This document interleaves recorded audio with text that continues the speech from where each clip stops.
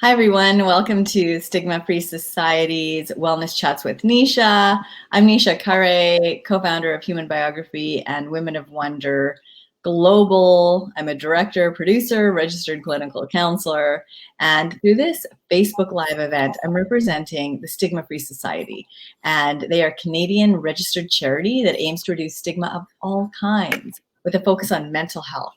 So they promote mental wellness education for youth while providing resources for educators, school counselors, parents, and guardians. So the Society's goal is to create awareness of the various stigmas that exist in the world. So also to help people develop an understanding that challenges that numerous people are facing. And really, we want to encourage the fostering of acceptance of oneself and of others. So to learn more, go to www.stigmafreesociety.com. So today we have a very cool interviewee. It's Kalvonix. Welcome. Welcome, Kalvonix. How you doing? Yeah, good. How are you? Really good.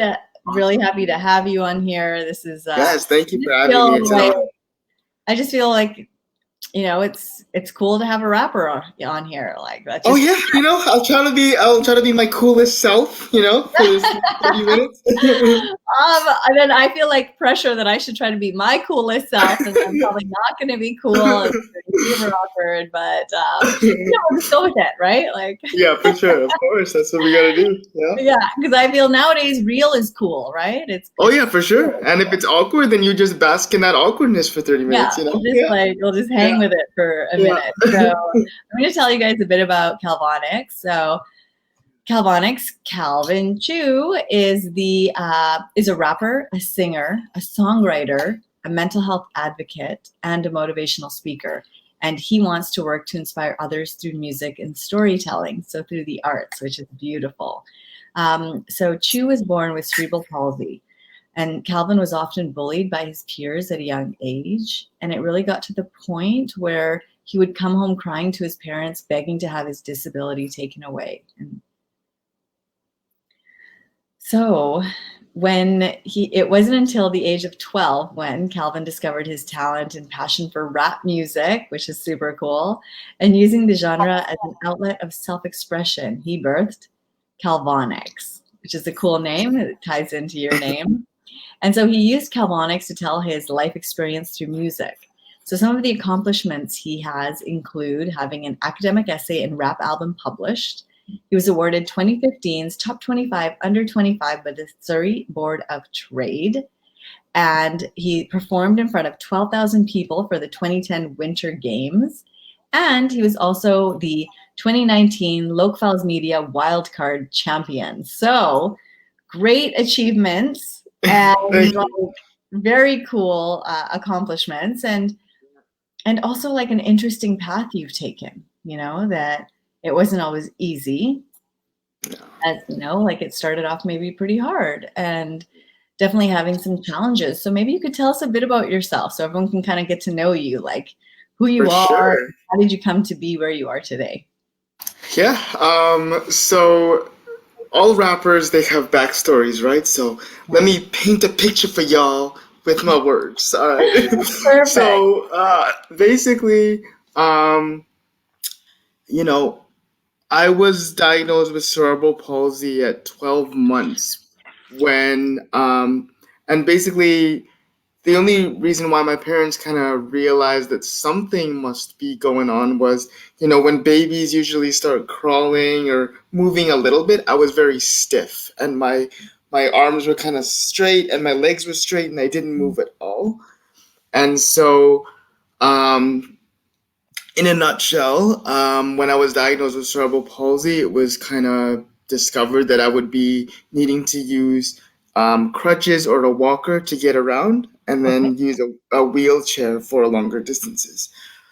And I remember, I feel like, obviously I don't remember that time because I was super young, but I can only imagine, finding out as a parent that, your child is going to have a disability. Like, I can't imagine that being easy news and like good news. And I feel like,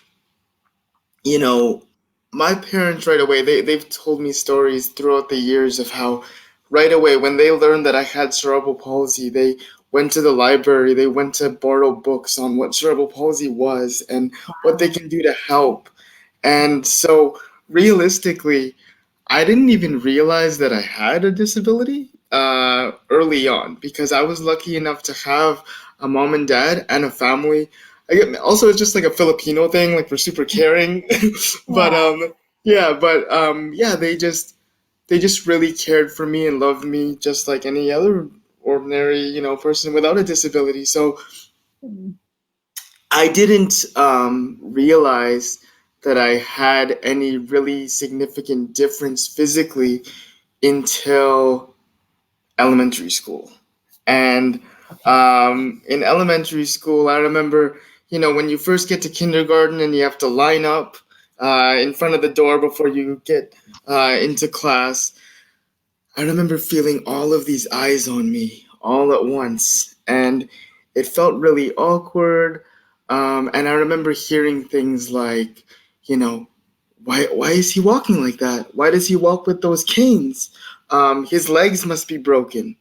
Things like that. And it started off with that innocent childlike curiosity, which even as young as I was, I understood that. Like, it's different. You don't see it every day.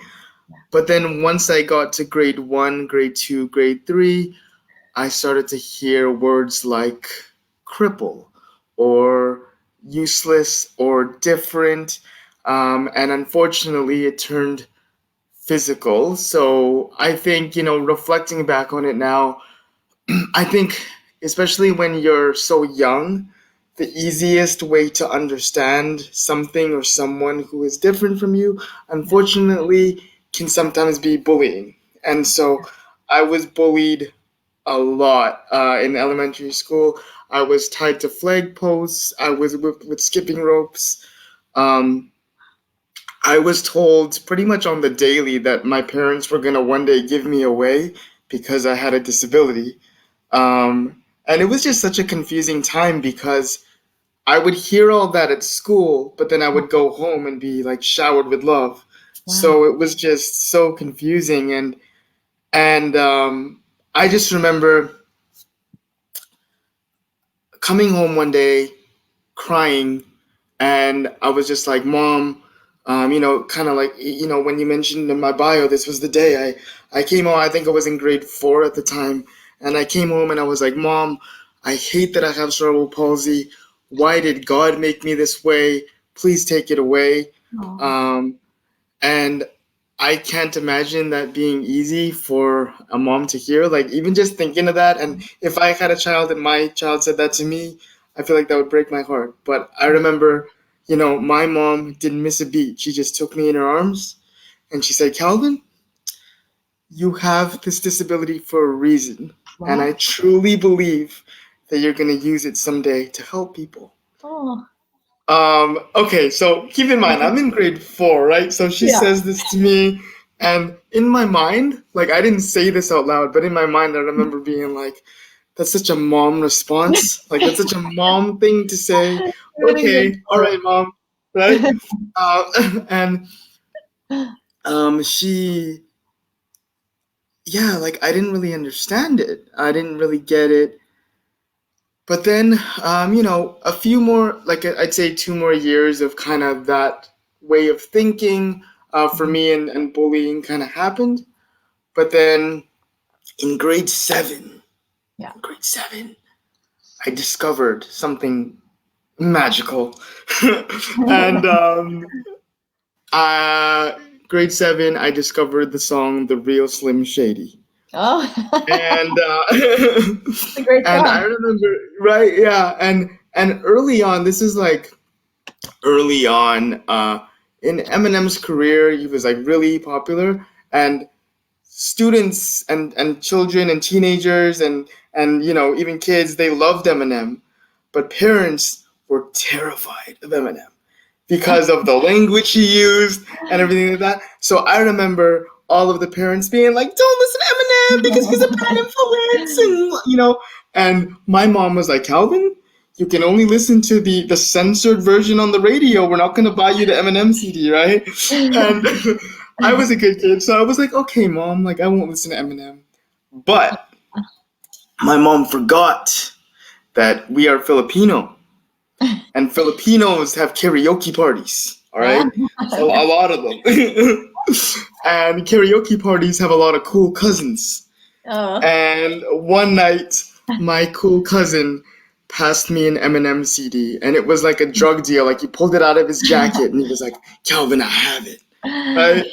And he passed it to me, and I remember going to my room after the party. I remember playing the album at low volume so my mom doesn't hear. And I remember being blown away. I was, I was like 12 years old, and yes, I understood why parents maybe had this fear of Eminem, and I understood why they didn't like the music. Yeah. But what I connected with right away was how Eminem literally took his struggles, whether it was growing up in a trailer park or it was not having enough money to feed his child, and he put that into words that rhymed.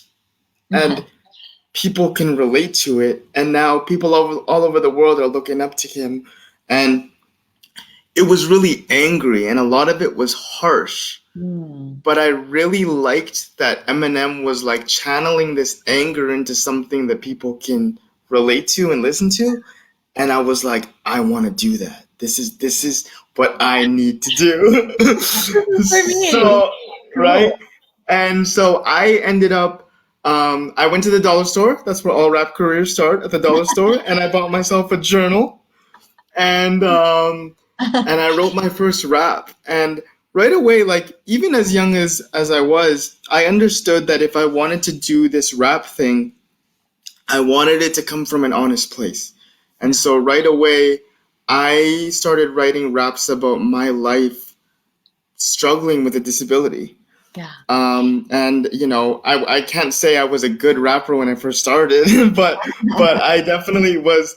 It definitely, looking back through my old journals and stuff, it's just amazing kind of how my mind worked, because I had it set at an early age that like I wanted to talk about my struggles. Yeah. And I didn't think I recorded my first album on a tape player, and I sold one copy to my mom and one to my dad for $1, and I thought I was a rap star, So awesome. Right?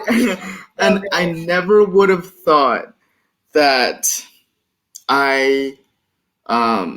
that people would ever be listening to me because they want to listen to me. Like people are actually listening to my music, and there's a lot that happened in between. But I remember making it a goal in grade 7 when I discovered rap and my passion for it, that I was gonna try my absolute best to insert that passion for music and rap into everything and anything that I do. So whether it's being a student, if a teacher asks me a question, I'm going to try my hardest to rap the answer. What? I'm going to do that. Yeah, I'm going to do that. And No way. That's amazing. I ended up being that student that everybody knew, like Calvin is a rapper. And by the time I left elementary, by the time I left high school, and now at Kwantlen, everybody knows me as, okay, we have an event, Calvin's going to rap. I know it. I know it's happening. And I just want to encourage people to find their version of rap music. Oh, that's amazing. That's such a beautiful story, Calvin. Like, thank you. What an experience. Firstly, like, I love your positivity that you're emanating, and although things haven't always been easy, that you seem very like happy and bright, and the energy is just flowing from you, and just that. I love hearing how your mom really supported you and your parents did, that like you came home to a very loving home. So regardless of all the tough things happening out there, that you had that feeling that things would be okay because you had that support system. And I think that is huge. Right. That's massive to be able to have that and to have that support. For sure. Like your mom was saying, you're going to do big things. You're going to help people. And like you are, like even doing this today. This is helping people, right? It's like exactly in people's lives. And so I just want to say thank you. I think that's fantastic that you channeled your energy. And, with Stigma-Free, we're all about like talking, about like the things that can be hard and what challenges people. And so maybe you could tell us a bit about your own experience with, mental health and stigma, because, even saying that as a child experiencing bullying and that probably took a toll on you, and then just how does that like translate into the rest of your life? Yeah, well, I'll start like, I very much believe in the power of storytelling, so I'll answer that with a story. And basically, I remember, okay, so in grade 12, by the time I got to grade 12, and I can't, so I graduated high school in 2010, so 10 years ago, or 11 now. And that's crazy to me because I look like I'm 10 years old, but I mean, that's fine. But, but yeah, so when in grade 12, um, at that point, I was very comfortable in my own skin. I performed at all of the pep rallies, and everybody knew me as the rapper. And Cool. I ended up being.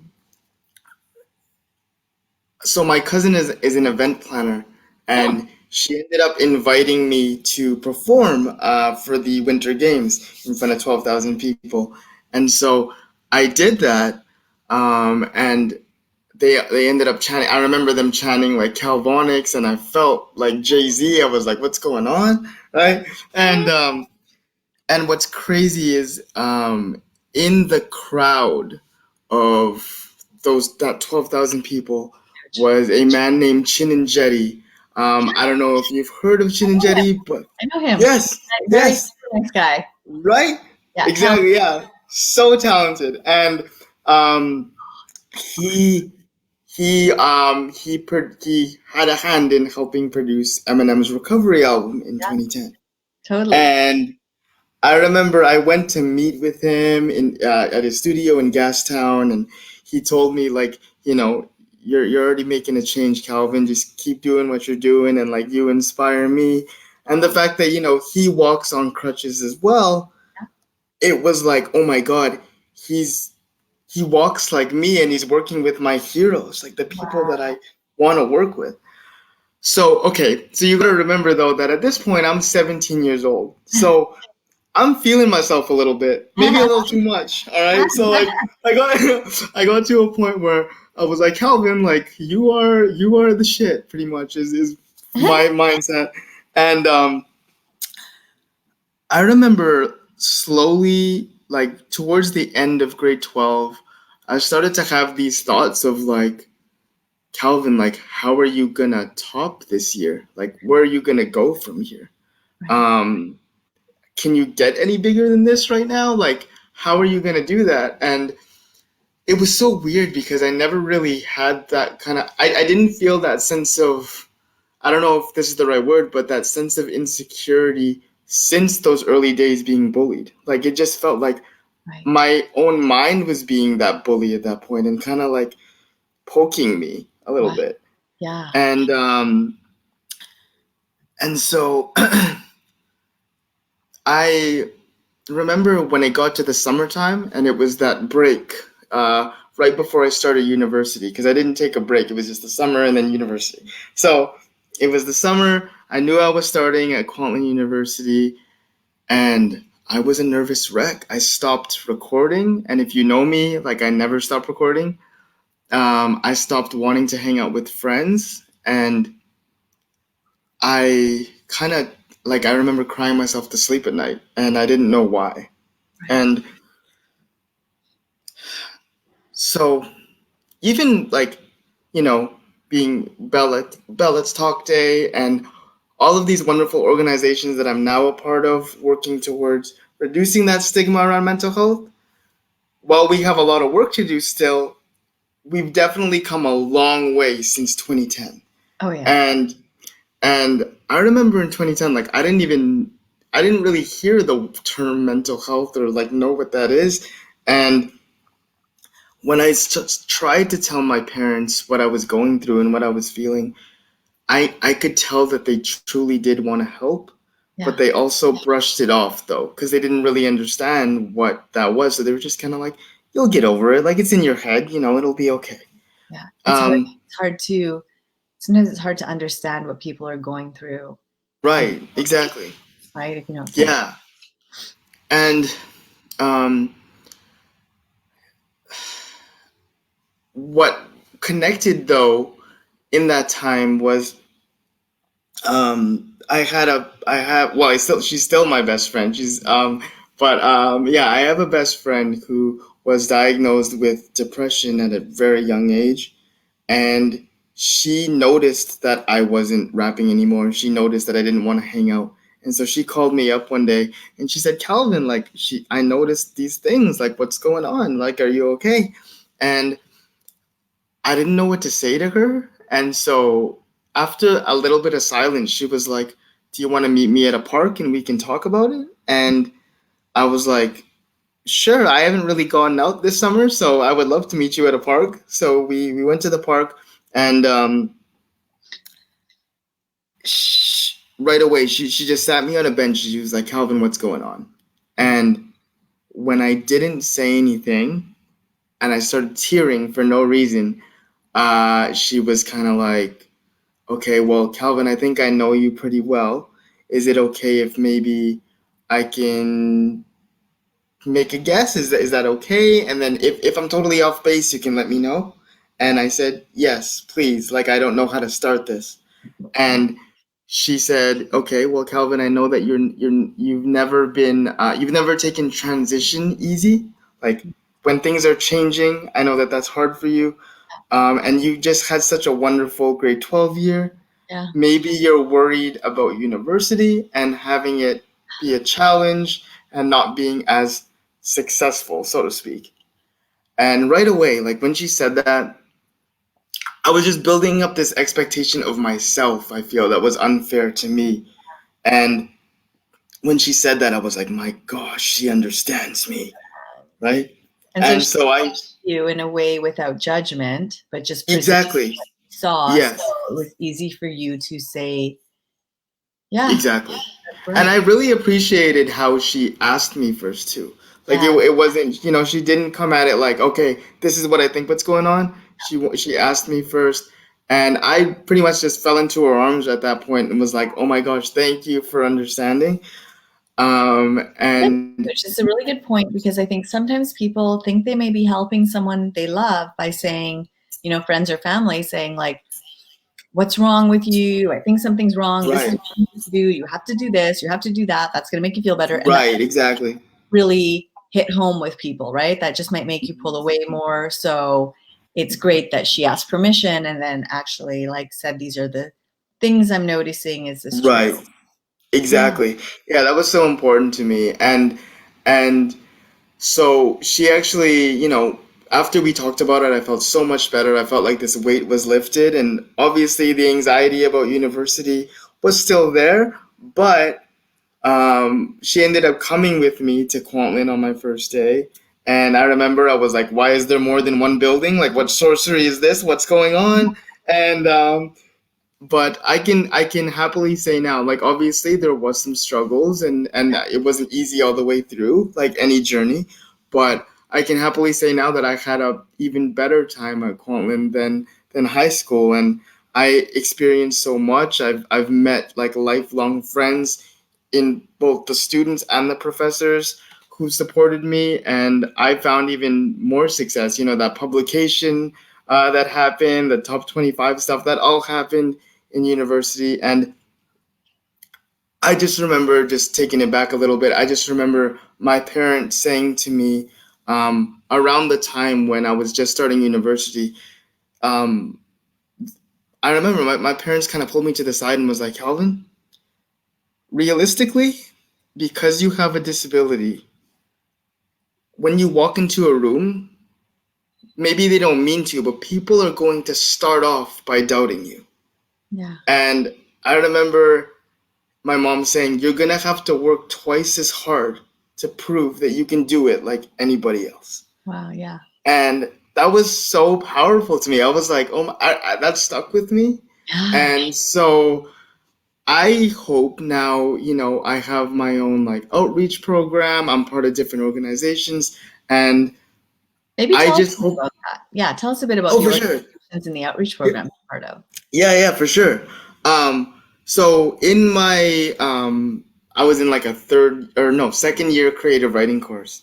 And like I said, when I'm a student, I'm that person that if you ask me a question, I'm gonna try to rap the answer for you. So I was known to my professor as this rapper dude, and she one day invited me, like randomly, she just pulled me to the side after class and was like, Calvin, I think you're really personable and people like you. How would you like to teach the class about rap, like on the last day of class? Oh, cool. Right? And I was like, heck yes, like yeah, let's do that. And I was like, is it okay if I bring a friend of mine? Because a friend of mine who also attended Kwantlen was a rapper as well. And Wow. so we did the presentation on the last day, and all the students said it was their favorite day of the whole semester. So awesome. And yeah, and then from that point forward, we got the guidance of my creative writing professor and a few other professors that knew me for being the rapper guy, and they helped me kind of organize an outreach program for me and my friend. Where in 2015 and 2016 we went around Surrey, Richmond, and Langley, all different high schools, and we spoke about our passions and finding rap music, but also encouraging students to find their version of rap music. So whatever that is. Amazing. And I still do that to this day. So my friend, he's now a teacher, so we don't do it together anymore, but I still do it to this day. I still get asked, I'd say at least once a month, to come out to a high school to talk about my life and my journey, and a lot of what I'm talking about here, just more in a like detailed, longer, drawn out way.